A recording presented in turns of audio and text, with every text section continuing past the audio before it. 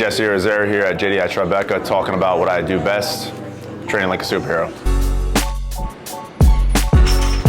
I've been talking a lot about training like a superhero and what that means, but what it really means is what strength and conditioning is supposed to be. So when we're talking about real strength and conditioning, we're talking about being hyper ready for a bunch of different things. We're not just talking about building one physical attribute, trying to be as strong as possible or trying to run a marathon. We're trying to build a broad base, right? So that we can be ready for any type of physical adventure or physical problem that we have to deal with, right?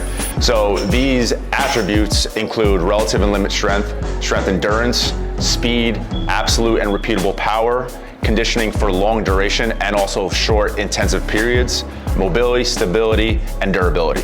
So we're gonna release a bunch of videos going over how we train for these attributes and how we program and how we fit this into a program to actually make sense and to make it work. We're gonna start with building repeatable power. So what exactly do we mean by building repeatable power? We mean being able to repeat high power output over and over again. So not just being able to jump high one time or sprint fast one time or hit something one time very hard.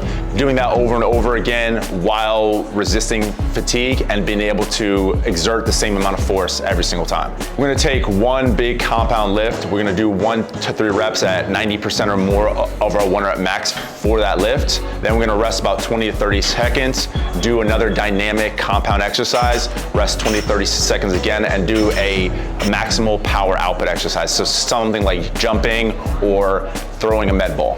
We can do this a couple times a week along with the other training days to build the other attributes to build that full picture that we're talking about. So another attribute that training like a superhero requires is you need strength endurance, and you need a lot of it. You don't just have to be strong, you need to be able to repeat that over and over again. And you need to be able to do the same output repeatably without getting tired.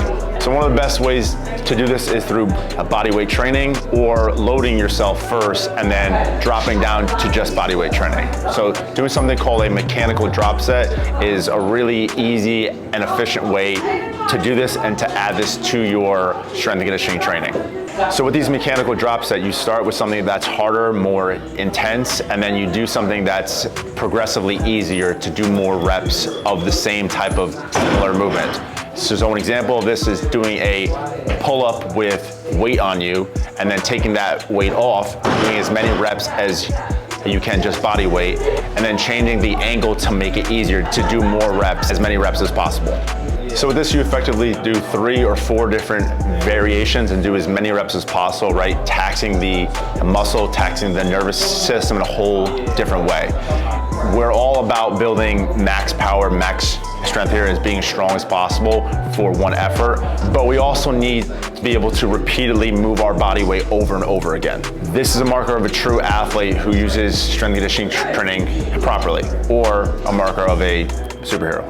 The best thing about this is that it's easy to add this to your strength and conditioning program. It doesn't take a lot of time, and it's something that can be tagged on at the end of a workout. So if you enjoyed this, like and share and leave us a comment.